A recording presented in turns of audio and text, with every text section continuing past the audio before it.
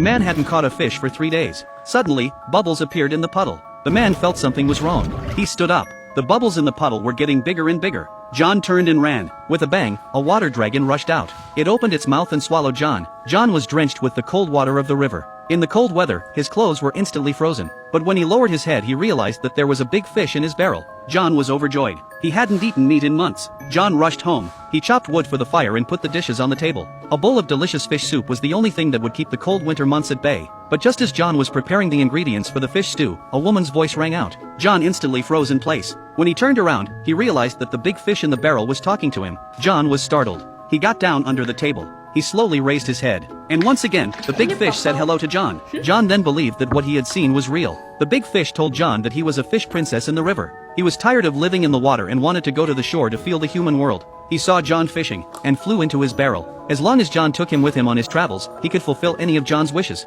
Looking at the talking fish made John give up the idea of eating him. John put him next to his bed. He was about to take a break. But suddenly the whole house began to tremble. The house slowly lifted up, higher and higher. It hovered in the air. Before John could react, his bed and the stove went straight out the door. John held on to the stove for fear that he would fall. I don't know how long it took for the stove to stop. John rushed to ask Big Fish if it was his work. The big fish told John that he wanted to take him to the land of magic. As soon as he spoke, the ice-covered earth began to melt. Everything was revitalized and green grass appeared. In no time at all, the whole land was green. John carried the barrel to the shore. But suddenly the fish disappeared. As John looked around, a voice came from behind him.